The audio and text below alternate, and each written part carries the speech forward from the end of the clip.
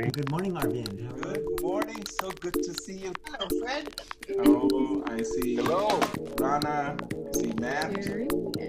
There's Horst, there's Jerry, Matt's joining us from Bolivia. there's Emily. It's like a family reunion. We're still learning our way into this. Remember, we were to have had 3 or 4 days in El Paso on that sacred, extraordinary ground as a unconference. What we've done instead are these unzooms, and in many ways, I find them to be better than we probably would have experienced in many ways. We've learned a lot, and we're still learning our way about what are the limits of technology that lets us come into each other's lives so that we can help us be present to the communities that we live in and care about.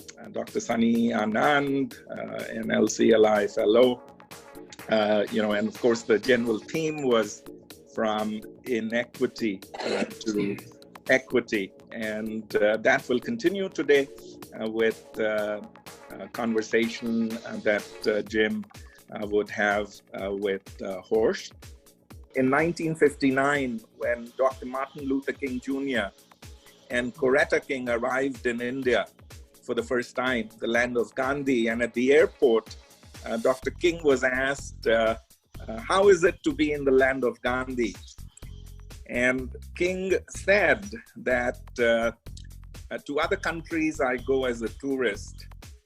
To India, I come as a pilgrim. You know, what is a pilgrimage?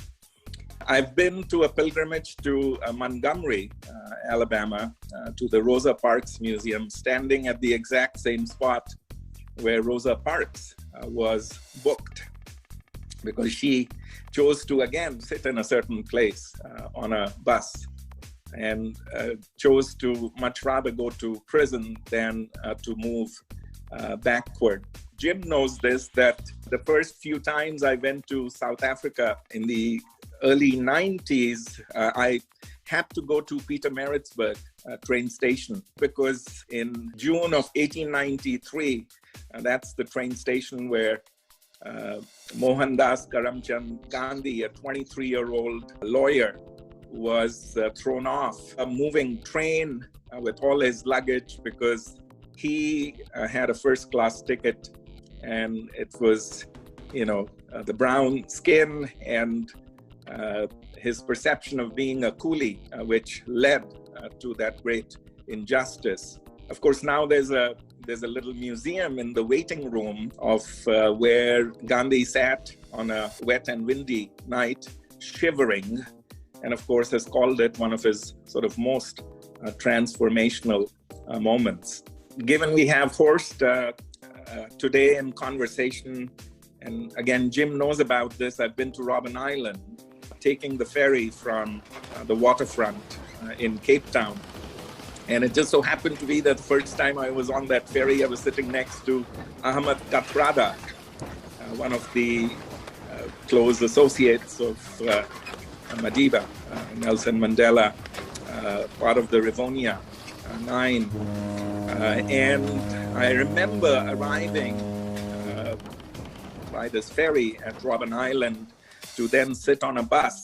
And the tour guide began by saying, my name is so-and-so, and I was a prisoner at Robben Island. And I would like you to experience this place from the perspective of my eyes. And what a moment that was, when the bus stopped at the limestone quarry. And as we all got out at Robben Island, he said, this is the world's biggest university campus, because as the Mandelas and the Sisulus and the Kathradas and others dug for limestone and carried it from here and there, they were also in some ways enhancing and educating each other.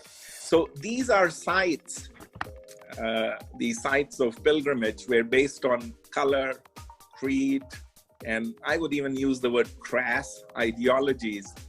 The Gandhis and the Parks are publicly humiliated, subjugated, physically violated, chained, imprisoned. And yet, these are also sites which helped build resolve, which helped build character. These are the sites which became the centers of cascading hope, of cascading connection, and building of cascading movements. Of course, these took time. These are sites which in some ways speak what Abe Lincoln said were to our better angels of fairness and equity and equality and our common humanity.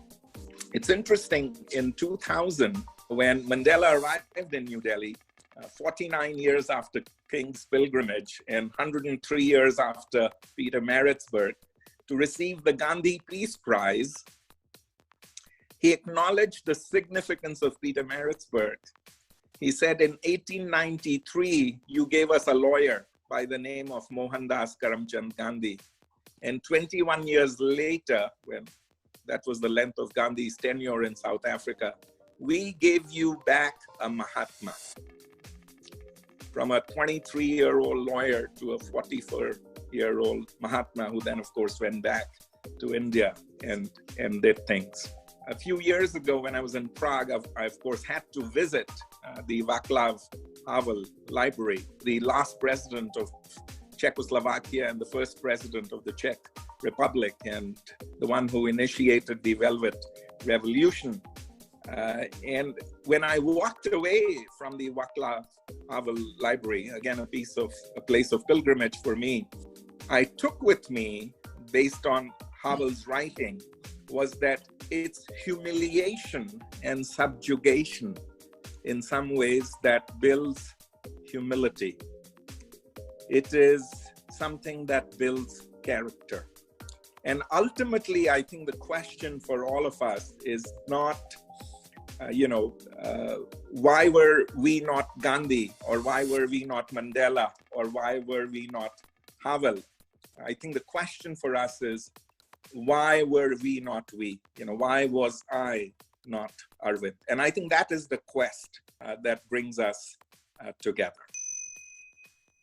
Thank you for that beautiful framing. You always set the stage for us so lovingly and beautifully. I'm going to introduce Jeremy Mosley, who's going to share with us a narrative about equity and justice related to the eugenics program in North Carolina. Jeremy is a wonderful human being. He's the Associate VP of Faith Health here at Wake Forest. Prior to that, he worked at another academic medical school and public health. And he's a lifelong North Carolinian, and he's got a very unique voice to tell this story for us. Thank you, TC, for that introduction. And thank you, Arvind, for that beautiful framework for today. I'll begin by speaking to British scientist Sir Francis Galton. He's an interesting individual. He created the statistical concept of correlation and widely promoted regression toward the mean. He was the first to apply statistical methods to the study of human differences and inheritance of intelligence. He introduced the use of questionnaires and surveys for collecting data on human communities. He coined the phrase nature versus nurture. His book, Hereditary Genius, was the first social scientific attempt to study genius and greatness. He founded psychometrics and differential psychology. He devised a method for classifying fingerprints useful in forensic science. He conducted research on the power of prayer, concluding it had none due to its no effects on the longevity of those prayed for. He researched the optimal method for making tea. He devised the first weather map. He invented the Galton whistle for testing differential hearing ability. He was Charles Darwin's half-cousin. Finally, he was also the pioneer of the field of eugenics and coined this term in 1883. Galton defined eugenics as the study of all agencies under human control, which can improve or impair the racial quality of future generations. Supreme Court case Buck versus Bell, which in an 8-1 decision made forced sterilization for eugenic purposes legal in the United States. Oliver Wendell Holmes was on the court when the case was tried and wrote the majority opinion. He stated, "It is better for the world if instead of waiting to execute degenerate offspring for crime or to let them starve for their imbecility, society can prevent those who are manifestly unfit for continuing their kind. The principle that sustains compulsory vaccination is broad enough to cover cutting fallopian tubes." He declared that 3 generations of imbeciles are enough. The Eugenic Board of North Carolina was formed in July 1933 by the North Carolina State Legislature. Over time, the board shifted its focus to include sterilizations. Their original purpose was to oversee the practice of sterilization of public-funded institutions that were judged to be mentally defective or feeble-minded by authorities. The majority of these sterilizations were coerced. Academic sources have observed that this was not only the ableist and classist project, but also a racist one, as African Americans were targeted. Of the 7,686 people who were sterilized in North Carolina after 1933, 5,000 were African American.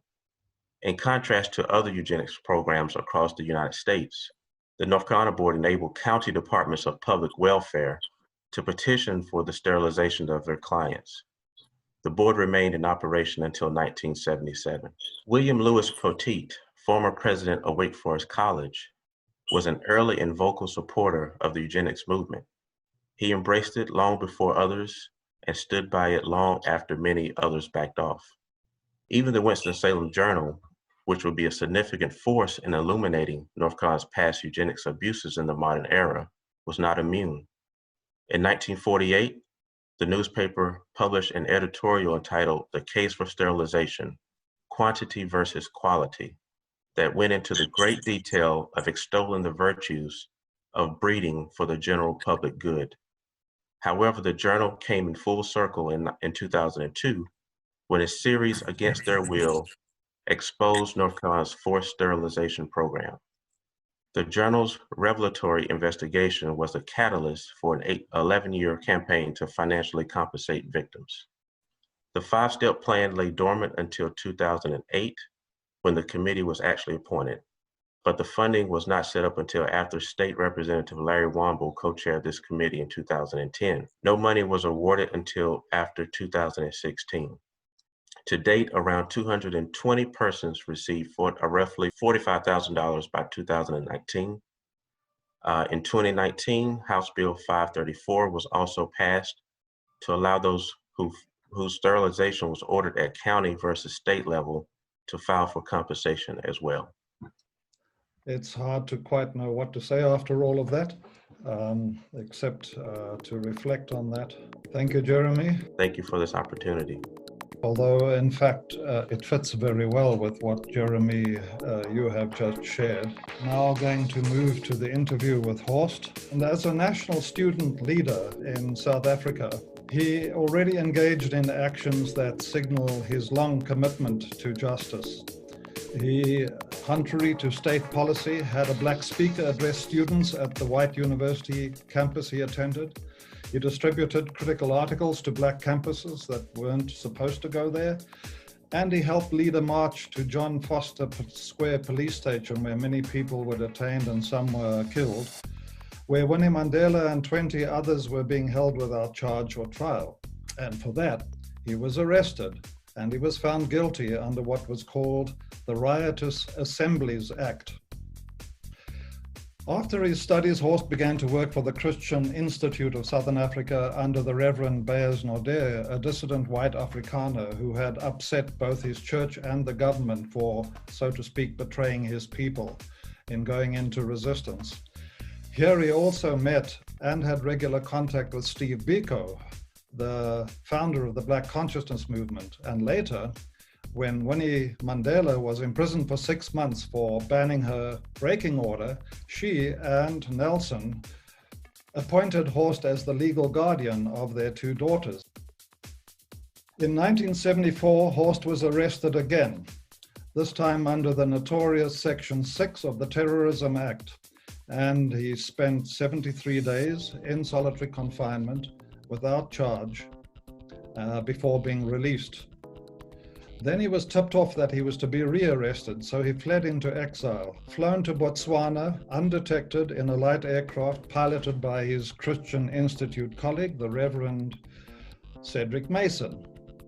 And in exile, Horst took over the Christian Institute's external office in Utrecht in the Netherlands. And it's actually there that I first remember meeting him. He picked me up at the airport in his fancy car of that time, a Citroen CV. It was a hairy drive. In 1977, the Christian Institute, together with all the Black consciousness organizations, was banned. Horst, now in exile, unusually as a civilian, addressed the United Nations Security Council on the armed struggle to overthrow apartheid. And now, in London, he began to work with the International Defence and Aid Fund. This is a fund which covertly provided legal representation for political detainees or trialists in South Africa. And when its founder, the Canon John Collins of St. Paul's Cathedral in London, died, then Horst took over the International Defence and Aid Fund, among other things helping organize the huge international tribute concerts at Wembley Stadium in calling for the release of Nelson Mandela. After returning to South Africa, free South Africa in 1990, Horst received the Austrian Bruno Kreisky Prize for Services to Human Rights and receiving a knighthood from the King of Sweden for his role in IDAF. Back home now, if the apartheid state had thought that he was fishy, he was now appointed by the new government as the senior civil servant in the fisheries ministry, responsible for fisheries, a big industry in South Africa. And his job was to deal with corrupt practices and to find an equitable system of fishing quotas, which up till then had been the preserve of white people. Horst was born in Namibia, and he comes from a family of missionaries to Namibia, German missionaries, one of whom married a woman of Khoi origin, a fact long repressed until Horst himself recently traced this side of his family line and brought them together in 2 meetings in Namibia, hoping for a different kind of future. Horst now lives in a classically white neighborhood in the Cape Peninsula, not far away, where he is very active, part shack settlement called Masiphumelele, surrounded by affluent white housing estates, which you see at the top end of the picture, that draw domestic and other labor from the township. This is a situation, of course, of deep inequality and continuing injustice. Horst not only faces this double whammy as a responsible citizen, but he does so too as a privileged white person who willy-nilly benefited from apartheid. He has paid a price for his activism throughout his adult life. That's pretty clear, I guess, including detention in solitary confinement and a long exile. But he remains highly conscious of these ambiguities and the contradictions that mark them all. Given the context I've just described, Masiphumelele, that disparity and inequality, you've talked about what it means to be a white, well-off neighbor or ubu nwane to Masiphumelele Township. What does it mean to be a neighbor in that sense? Thank you so much for agreeing to do this and for being with us for this to happen. Thank you everybody for being present today. Now just 2 facts around it. Masiphumelele is in the aftermath of apartheid, 26 years later, still is housing for poor people and entirely for Black people. And that serves as a cheap labor reservoir for the middle-class suburbs that surround it on all sides. The second point to take note of is that there are 40,000 people who live in Masiphumelele, and the space allocated to them is not more than 2 square kilometers. I live as part of the valley in which Masiphumelele exists, and we live on 40 square kilometers. This is to accommodate the large estates. This is to accommodate the swimming pools. This is there to accommodate riding ranges and more and more.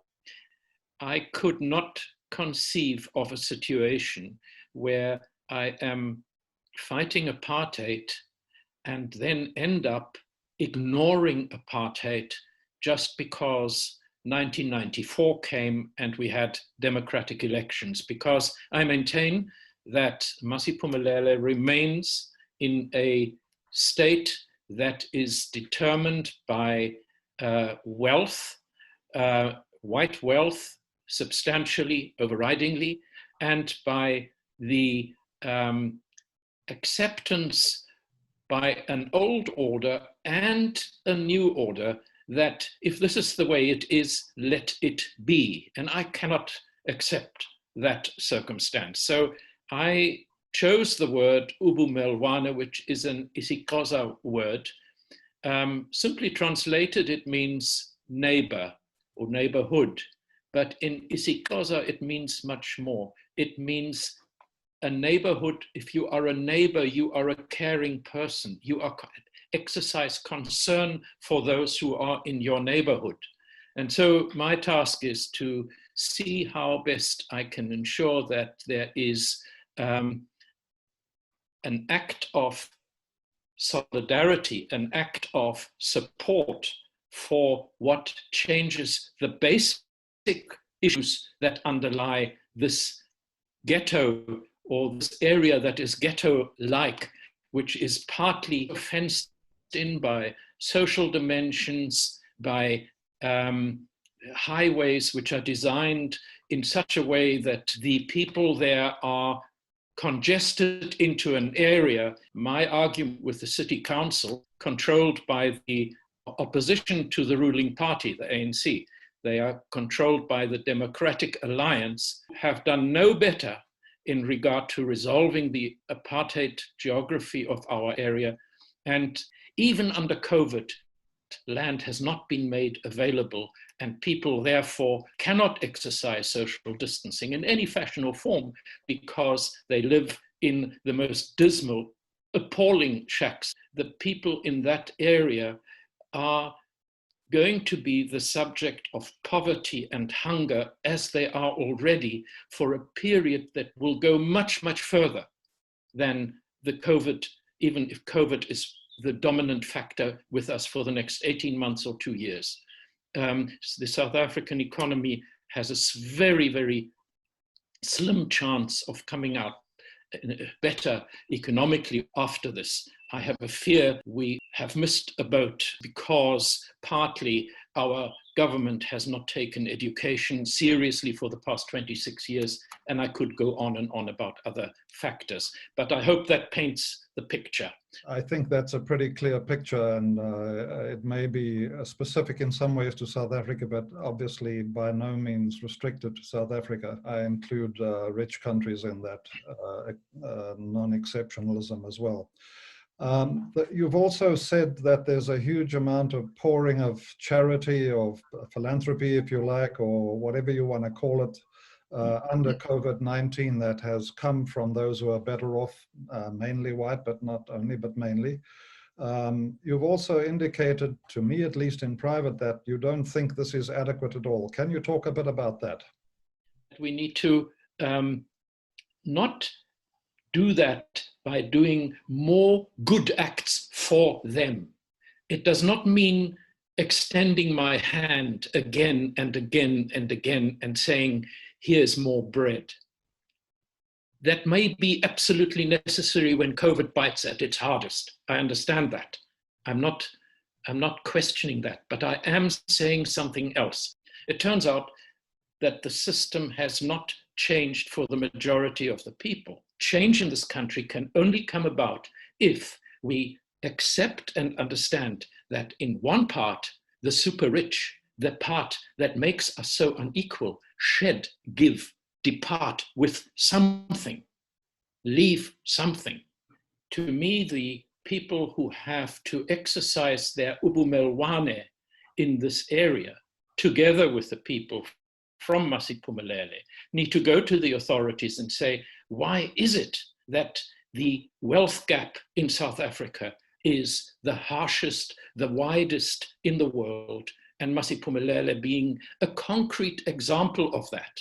At the moment, we have hand-wringing, we have concern expressions, and we have, in my neighborhood, soup kitchens. And people go out in the mornings and buy groceries and then cart the soup to Masiphumelele. And I do not participate in this. I find this entirely the wrong way of structuring the way we need to go. I think it ignores and fails to begin to understand the Black Lives Matter debate that is globally taking place at the moment. It hasn't come to South Africa in any substantive way that any white folk, any of the affluent folk are picking up their ears and saying, there's something we need to listen to here. Instead, there is on WhatsApp self-congratulation about all the wonderful work we are doing. And that includes words such as, and we must look forward to a better way in which we live together in the future. But I have a fear these are empty words and we are not going to go anywhere. And I worry deeply about this. Masiphumelele has also been the victim of huge mass fires, destroying homes for 800, 2,000 people at a time. And this has happened over the past 10 years. So if the dispensation, despite non-governmental organizations, despite non-profit organizations, notably churches, the biggest and largest one being the Baptist Church, if for 26 years the situation of the people in that area is not improving and is getting effectively worse, what is the point of being there? What are we doing? Why are we not changing that situation? Is this something that is going on forever and ever? We come from a revolutionary struggle. We wanted a different system. So for me, the issue has been that, if anything, I must support at this stage the voice that comes from Masiphumelele. And I want to do that with the benefit of what Steve Biko taught me. Steve Biko was at his prime, and I sustained my friendship, difficult as it was, with him in the period when he said, "Black man, you are on your own." I think that was very powerful and important. Masiphumelele, you are on your own. You need to stand up if you want change. But that does not exonerate me. And I have had to spend much time in my life finding the voice that says, if I am not part of you, how can my words lead to an expression of solidarity that means something? Where do you see life emerging? Where do you see the positive deviance emerging? And what does it mean for us?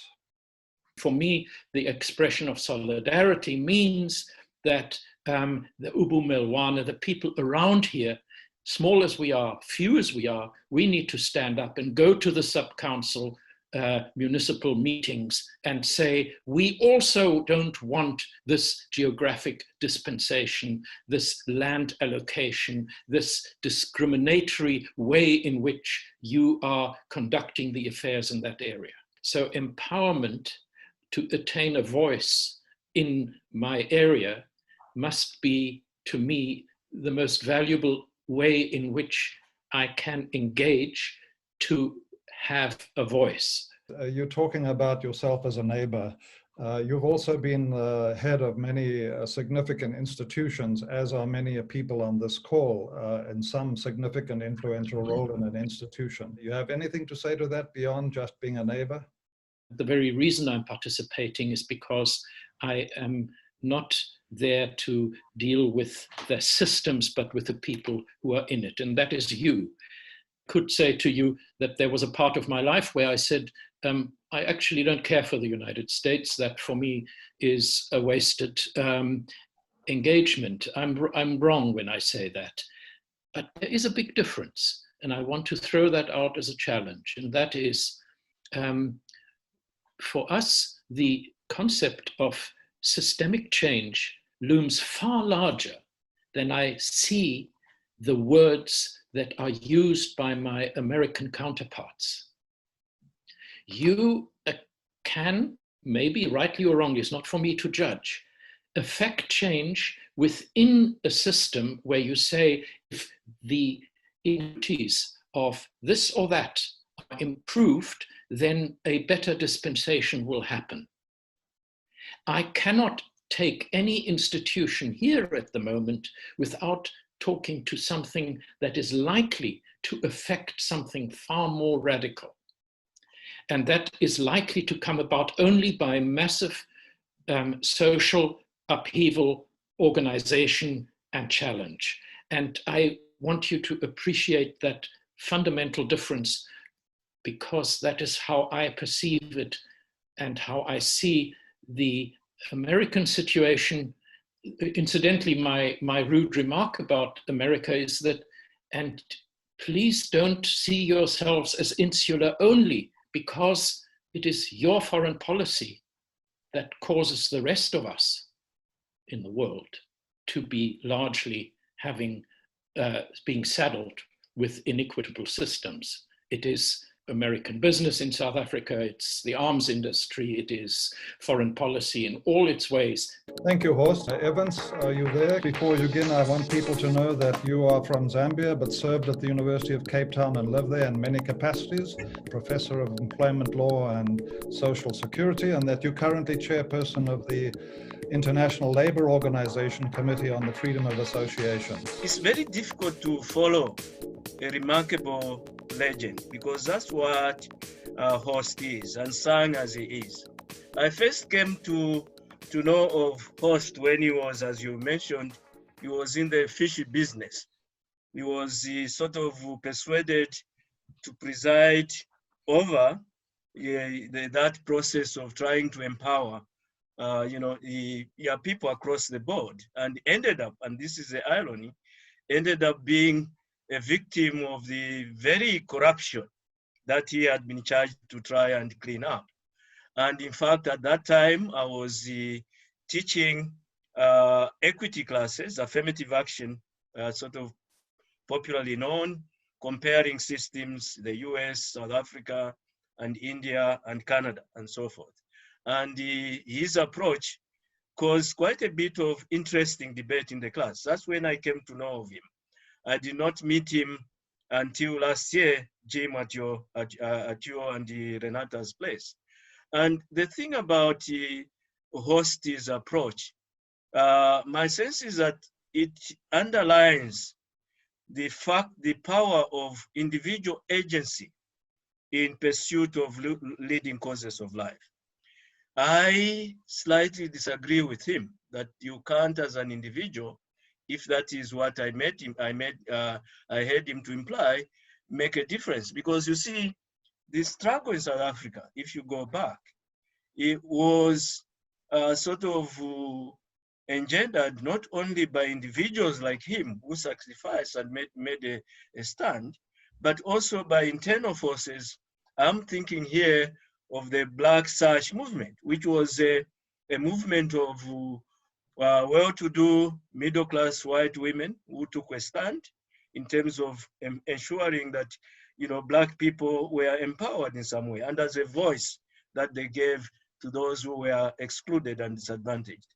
So for me, I think when you talk of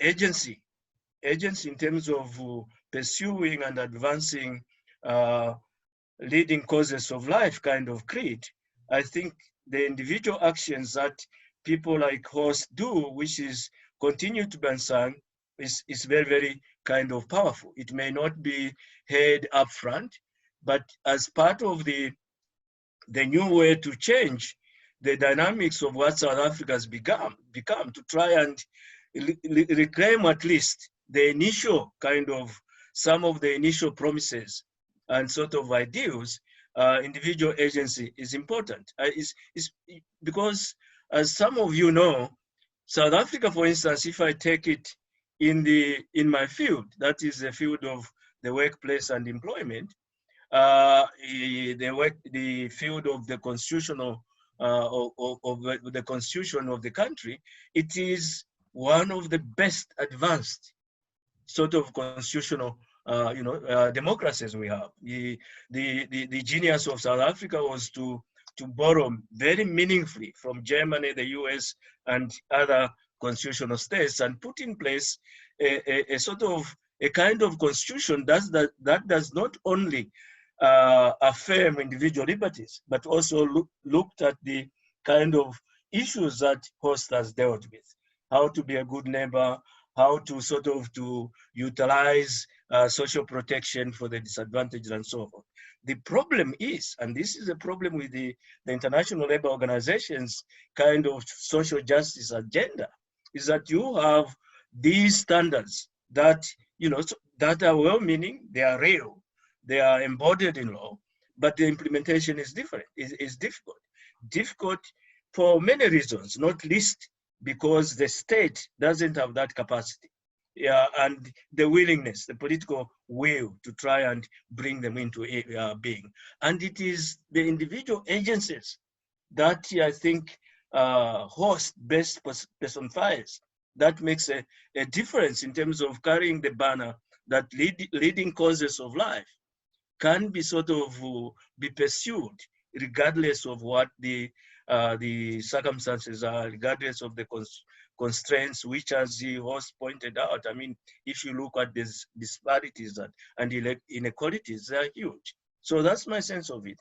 Just to pay tribute to him, to thank heavens we have in South Africa people like him, individuals who, in spite of the disappointment, because this is the other coin, Jim, that in South Africa you have these people, white people, who fought very hard, honestly, sincerely, in sort of trying to bring about a changed society, and now they sit in great disappointment that not only the kind of issues they try to tackle, are worse, and they are worse in a democracy that supposedly was a revolution. So I thought I should just make those few remarks. Thank you. Thank you very much, Evans. Ivan Moya is Associate Professor, Department of Social Work in the College of Health Sciences, the University of Texas at El Paso, a native of the US-Mexico border, Kellogg National Leadership Fellow, and recently also inducted for civic leadership to the Women's Hall of Fame in El Paso. So Eva, can we have your comments? For me, the take-home message is,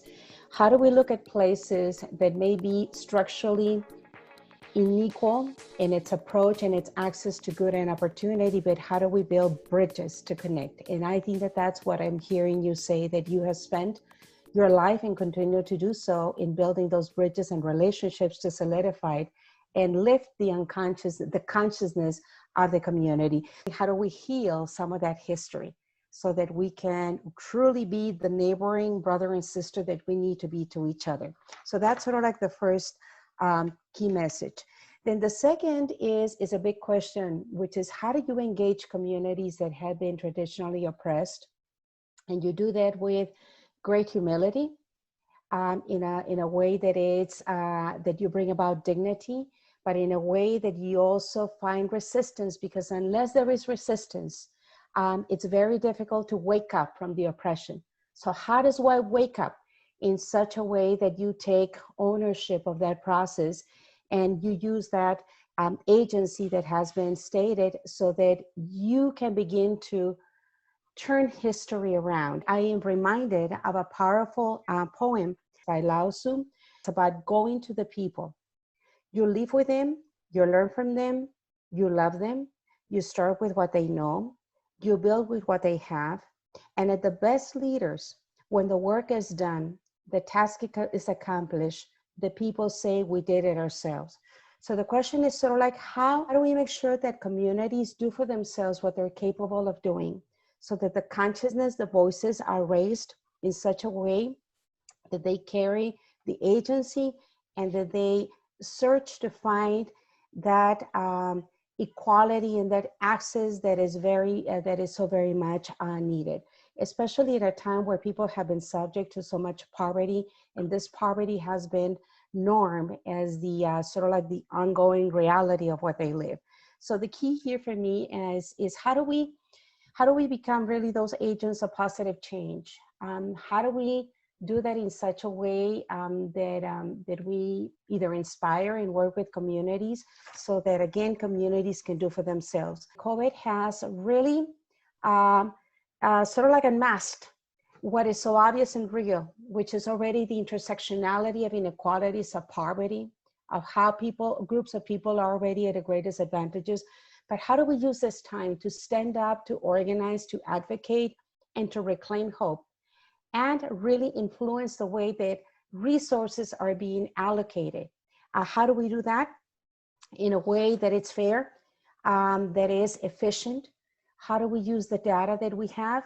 I don't think it's about soup kitchens. You know, of course we need to feed people, but most importantly, how do we feed the soul and feed the spirit so that we can embark in systematic change? And with that, I want to thank you and honor you for everything that you have done and people that you have inspired and movements that you have started. What are the hard challenges? We've had some comment on that already. Add to that, what is the generative positive way forward? In a sense, echoing the interview with Horst, these are the two issues that emerge. We have to live with that which is around us, but we cannot ignore the bigger picture. We live in that as well. I want to put Jeremy on the spot, if I may. Jeremy, you got us started wonderfully this morning with wonderfully, but also disturbingly reminding us of some very difficult history in this country. And not limited to North Carolina, I have to say, as I sent you a little note about that. Yeah, thank you for that. What do you see as the biggest barriers for achieving better equality, fairness, really, in our society? And what's the path forward? I do believe conversation is one of the solutions. It's not the only solution, of course. But I am encouraged by the level of intelligent discourse in our communities. But some voices are still not heard. If you can't get on the internet now and you don't have access to resources, given our current COVID environment, you can't participate in conversation with others who are making decisions. And so you still have a disconnect between class, ethnicity, race, culture that is still systemic across our country. So those are barriers that haven't gone away. But I will say the hope that I have is that people are trying to force the conversation, whether they are knowledgeable or not, whether they know the history or not, and whether they can articulate their feelings or not. They're at least jumping into the space. And that's something I haven't seen earlier in my lifetime. That's new to me, and I think that's a source of hope for going forward. The murder of George Floyd, combined with the reality that a person of color is 2 to 4 times more likely to die, in some areas 6 times more likely to die from the pandemic, has really opened up a conversation about race in America that feels different from the other times in my lifetime. It doesn't feel comfortable, but it feels different. And I think that it has mobilized a wider demographic in our society to be engaged in that conversation. I find that painful but hopeful, I guess, at the same time. Institutions are starting to do some self-reflection. Yeah. I think we've always had individuals and movements give voice to this, but not our institutions. They've been silent. And now we're starting to see people trying to speak from that institutional background. And so that may be a part of it as well. Jim, I think I'm responsible for putting Naima on the spot because she's, as you know, from South Africa, and I thought it would be really interesting to hear her perspective. I feel connected to that community because it's predominantly a colored community. and Jim knows in South Africa, I'm colored. For me, I also feel the light at the end of the tunnel because of COVID-19. People were subconsciously aware that there were all this inequities that was out there, and we weren't touched by it. But COVID-19 has made it more visible, and it brought it to the fore so people could actually see and become more connected to reality as it is happening now on the ground.